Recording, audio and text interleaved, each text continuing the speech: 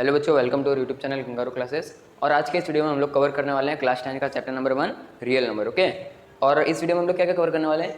Euclid's division lemma, जल्द आपको पता चल जाएगा क्या होता है, और प्रूविंग इरेशनल नंबर्स, मतलब जो √2, √3 या फिर कोई और जो इरेशनल नंबर होता है उन्हें हम लोग इरेशनल नंबर कैसे प्रूव करेंगे वो हम लोग इस वीडियो में जानेंगे। ओके, तो चलो आज की वीडियो को स्टार्ट करते हैं। ठीक है, तो सबसे पहले हम लोग इंट्रोडक्शन से स्टार्ट करते हैं। इंट्रोडक्शन में सबसे पहले हम लोग रेशनल नंबर जान लेते हैं। ठीक है, अब रेशनल नंबर क्या होता है? रेशनल नंबर मतलब कोई भी ऐसा number, any number which can be written in p/q form where p and q are integers and q is not equal to 0। Okay, जैसे मैं अगर लिख लूँ p/q, ये एक रेशनल नंबर होगा अगर p और q क्या है, इंटीजर है, और q 0 के इक्वल नहीं होगा। ठीक है, ये होता है रेशनल नंबर। ठीक है, अगर q 0 के इक्वल हो गया तो क्या होगा? तो रेशनल नंबर नहीं कहलाएगा, वो हमारा इरेशनल नंबर कहलाएगा। ठीक है, ओके। अब इसके बाद हम लोग यूक्लिड्स डिवीजन लेमा पढ़ लेते हैं।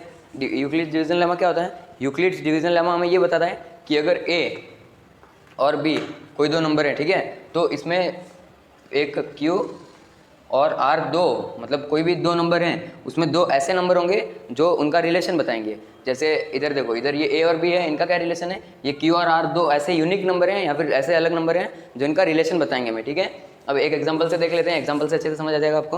ओके, एग्जाम्पल से देख लेते हैं। कोई भी नंबर ले लो, जैसे 6 और 2, इसका क्या रिलेशन है? अब देखो a b into Q plus r, तो q और r इसमें क्या होगा वो हमें खुद से निकालना पड़ता है। ठीक है, तो जो बड़ा नंबर होता है उसको बाहर रखते हैं। 6 is equal to 2 into 3 plus 0। Okay, 2 2 आ गया और ये 6 6 आ गया, मतलब ये b और ये q और ये r। ओके, ये होता है यूक्लिड्स डिवीजन लेमा। ओके, अब ये यूज़ कहाँ होता है? ये हम लोग मैथ में कहाँ यूज़ करते हैं? ये हम लोग यूज़ करते हैं HCF फाइंड करने में।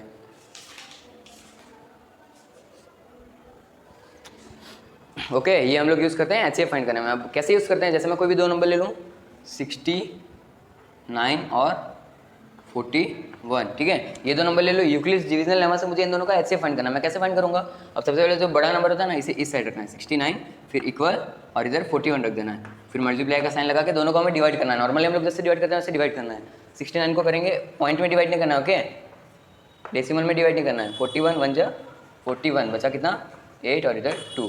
अभी डिवाइड नहीं होगा तो ये 28 बचा, तो 48 इंटू 1, इंटू के आगे जो ये ऊपर आया है ये हमें लगाना है 1, और फिर प्लस जो नीचे रिमाइंडर बचा है 28 जो नीचे बचा है वो हमें इधर लिखना है। ओके, अब इसके बाद हम लोग क्या करेंगे? इसके बाद जो ये 41 है इसको हम लोग इधर लिख देंगे और इक्वल 28 को इधर लिख देंगे, और वही सेम प्रोसेस रिपीट करते रहेंगे जब तक हमारा इधर 0 ना आ जाए। ठीक है, ओके, तो चलो हम लोग इस क्वेश्चन को कंटिन्यू करते हैं। अब 28 में क्या मल्टीप्लाई करेंगे तो ये आएगा 28 1 जा 28, प्लस क्या ऐड करेंगे 28 में? 1 3 13। ओके, सही कर रहा हूँ ना, देखते जाना।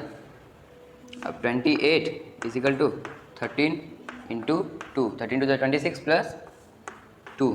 ओके, अब ये 13 इधर, 13 is equal to 2 into 6, 2 6 12 plus 1। Okay, फिर ये 2 इधर is equal to 1 into 2 plus 0। Okay, 1 into 2 plus 0, मतलब हमने जो दो नंबर लिए थे 69 और 41, इनका कॉमन फैक्टर क्या है? इनका HCF क्या है? हमारा इधर जो आता है वो HCF होता है। ठीक है, तो इन दोनों का HCF क्या है? इन दोनों का HCF है 1। अब इसके बाद हम लोग जान लेते हैं कि प्राइम फैक्टराइजेशन मेथड से LCM और HCF दोनों कैसे निकालते हैं, HCF और LCM दोनों। ठीक है, अब जैसे मैं लिख लूँ कोई भी नंबर लिख लो, 62 और 24। अब प्राइम फैक्टराइजेशन मेथड से इनका LCM और HCF दोनों निकालना है, तो 62 को पहले तोड़ दो, मतलब जैसे LCM नॉर्मली निकालते हैं 62, जैसे इसको फैक्टराइज करते हैं वैसे कर देना है। सॉरी, 2 31 जा, फिर डायरेक्ट किसी से नहीं कटेगा, डायरेक्ट 31 से कटेगा। ओके, मतलब 31 इंटू 2, तो 62 के इक्वल में 2 इंटू 31, और इधर क्या है 24। अब 24 को भी अगर हम लोग इस प्रोसेस से करेंगे तो क्या आ जाएगा? 2 इंटू 2 इंटू 2 इंटू 3। ओके, ये आ जाएगा। अब अगर हम लोग LCM निकालेंगे, क्या निकालेंगे? LCM निकालेंगे, तो पहले जो सेम है उनको लिख देना है। सेम कौन से दोनों में? ये 2 2 सेम है तो पहले 2 लिख देना है, इंटू फिर कुछ सेम है नहीं है तो ऐसे का ऐसे लिख देना है, into 2 into 2 into 3 into 31। Okay, अब उसके बाद सबको मल्टीप्लाई करने में हमारा क्या आंसर आएगा? 744 आंसर आएगा। ओके, मतलब 744 क्या हमारा LCM है। और हम लोग HCF कैसे निकालेंगे? इधर देख लो, HCF हम लोग कैसे निकालेंगे? HCF में बस जो सेम नंबर है उन्हें लिख के मल्टीप्लाई करना है। इसमें सेम नंबर कौन से? 2 2 है, तो इनका HCF डायरेक्ट क्या हो जाएगा?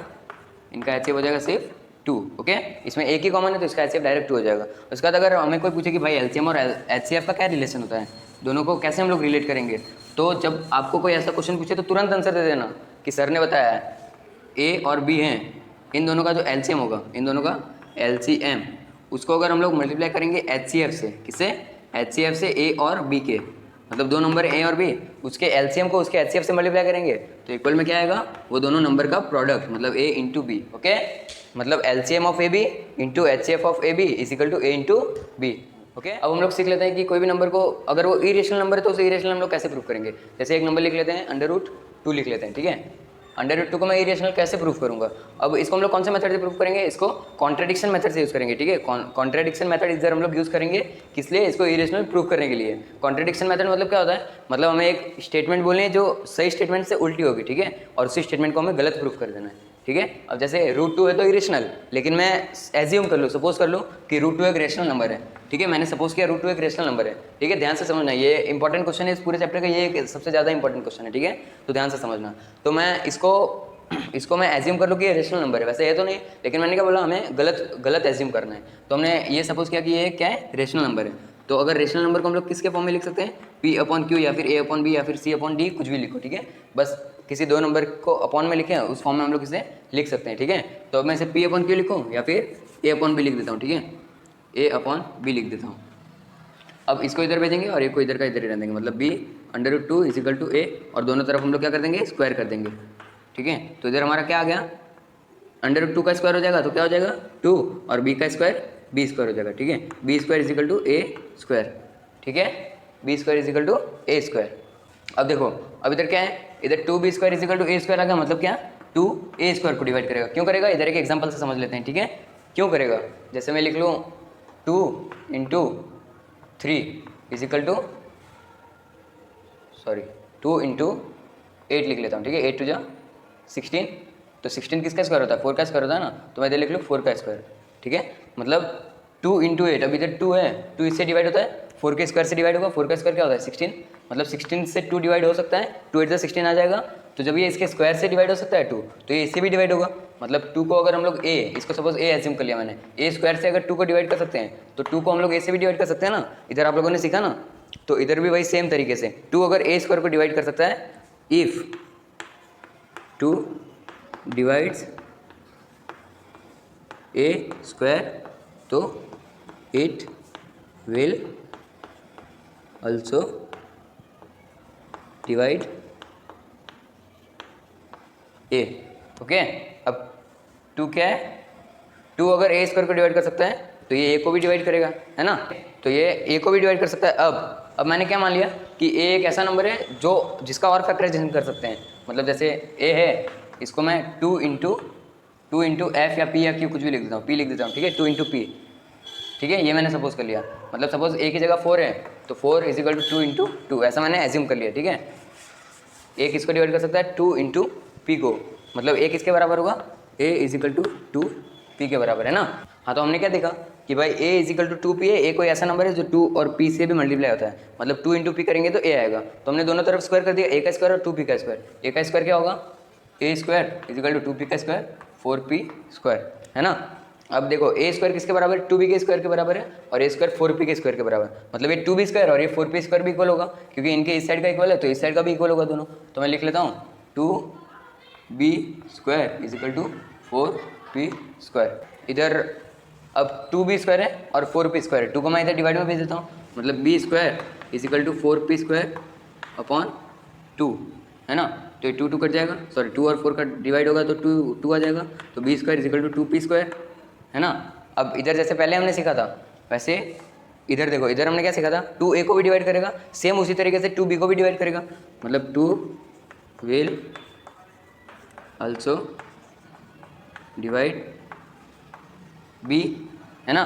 2B को भी डिवाइड करेगा और 2A को भी डिवाइड कर रहा है, मतलब क्या? A और B ये दोनों हैं, इनका कॉमन फैक्टर क्या है? कॉमन फैक्टर शॉर्ट में लिख रहा हूँ, आप लोग पूरा लिखना, ठीक है। A और B का कॉमन फैक्टर क्या है? 2 है। लेकिन जब हमने इसको सपोज क्या किया था? A/B में सपोज किया था, A/B इसको हमने रेशनल नंबर सपोज किया था, तो इसमें A और B के पास कोई भी कॉमन फैक्टर होता नहीं है ना। तो ये हमने जो सोचा था वो तो गलत हो गया, क्योंकि A और B के पास तो कॉमन फैक्टर है 2, लेकिन हमने जिस हिसाब से सोचा था ये रेशनल नंबर A और B है, इन दोनों के पास तो कोई कॉमन फैक्टर होना नहीं चाहिए।